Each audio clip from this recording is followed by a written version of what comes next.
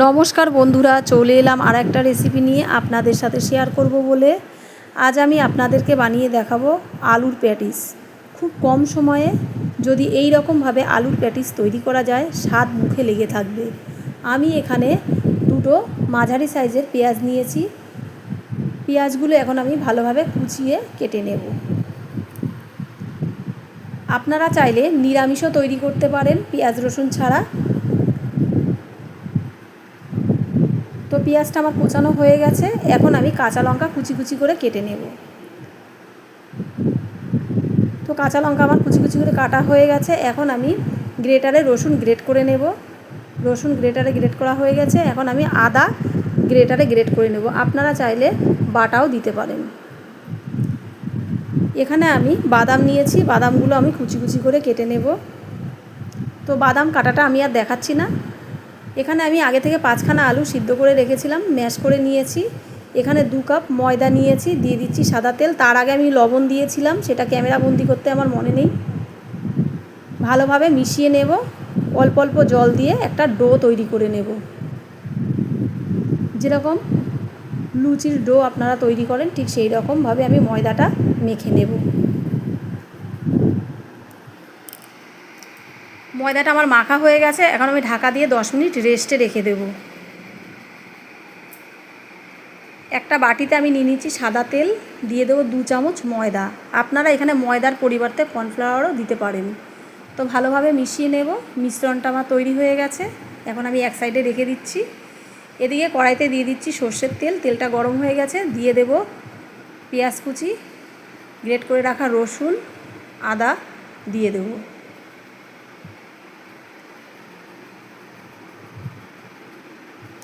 একটু লালচে হয়ে আসলে দিয়ে দেব ম্যাশ করে রাখা আলু। আমার যেহেতু ছোটো বাচ্চা খাবে, সেই জন্য আমি ঝালটা একটু লাস্টে দেব, ওর জন্য তুলে রেখে। এরপর দিয়ে দিচ্ছি স্বাদ মতো লবণ, দিয়ে দেবো হলুদ গুঁড়ো। একটু ভালোভাবে কষিয়ে নেব। তো কষানো হয়ে গেছে, এরপর আমি দিয়ে দিচ্ছি কাঁচা লঙ্কা কুচি, দিয়ে দিচ্ছি কাশ্মীরি লঙ্কার গুঁড়ো, দিয়ে আরেকটু কষিয়ে নেব ভালোভাবে। এরপর দিয়ে দিচ্ছি কুচিয়ে রাখা বাদাম, দিয়ে দিচ্ছি স্বাদ মতো একটু চিনি, একটু ভালোভাবে নেড়ে চেড়ে নেব। এরপর গরম মশলার গুঁড়ো দিয়ে নামিয়ে নেব। পুরটা আমার রেডি হয়ে গেছে। এখন আমি একটা প্লেটের মধ্যে নামিয়ে নিচ্ছি। পুরটা 10 মিনিট রেখে দেবো ঠান্ডা হওয়ার জন্য।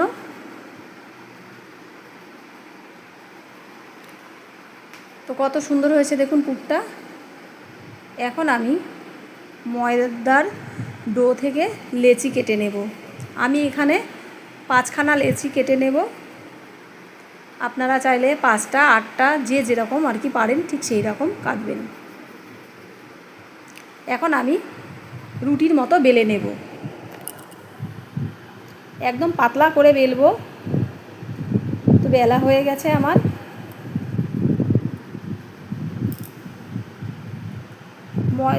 বেলে রাখা রুটির উপরে একটু ময়দা ছড়িয়ে দিতে হবে, যাতে একটার গায়ে একটা লেগে না যায়। এখন আমি একটু মিশ্রণ দিয়ে একটা রুটির উপরে আরেকটা, এইভাবে 5টা রুটি একসাথে করে নেব।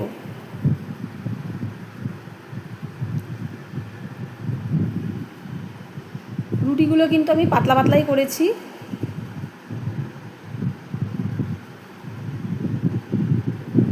তো এইভাবে কিন্তু আমি ঠিক যেই রকমভাবে করছি, ঠিক এই রকমভাবেই করতে হবে, যেন এদিক ওদিক না হয় বা ছোটো বড়ো না হয়। এরপর অল্প একটু ময়দার গুঁড়ো দিয়ে আর একটু আলতো হাতে বেলে নেব।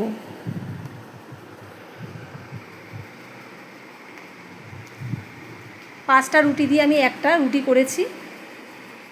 এরপর আমি একটু ভাঁজ করে নেব। ঠিক আমি যেই রকমভাবে দেখাচ্ছি, ঠিক সেই রকমভাবে আপনারা তৈরি করবেন। এরপর এরকমভাবে ভাঁজ করে আবার একটু হালকা চেপে অল্প ময়দা ছড়িয়ে আবার একটু হালকা বেলে নেব। বেশি চেপে বেলা যাবে না। তো আমি সাইডগুলো কিন্তু আগে কেটে রেখেছি, এটা কিন্তু আমি আপনাদেরকে আর দেখালাম না। আপনারা কিন্তু একটু সাইডগুলো কেটে নেবেন। আমি এখানে 4 পিস করেছি, আপনারা চাইলে আর একটু ছোটোও করতে পারেন। এরপর পুরগুলো দিয়ে ঠিক আমি এইভাবে ফোল্ড করে নিয়েছি। এই যে কত সুন্দর হয়েছে দেখুন প্যাটিসটা। আপনারা চাইলে এর থেকে ছোটও করতে পারেন, আমি একটু বড় সাইজের প্যাটিস তৈরি করেছি।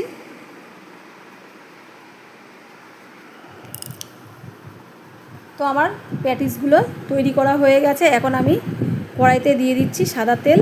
এখন তেলটা গরম হয়ে গেছে, এক এক করে আমি প্যাটিসগুলো ভেজে নেব।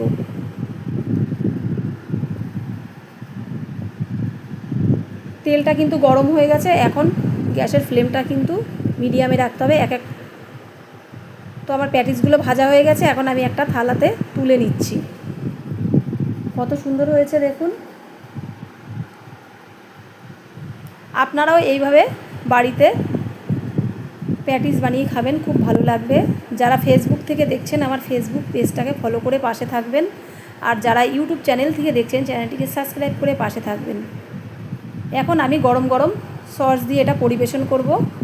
আমার ভিডিওটা যদি আপনাদের ভালো লেগে থাকে অবশ্যই লাইক শেয়ার করবেন বন্ধুদের সাথে।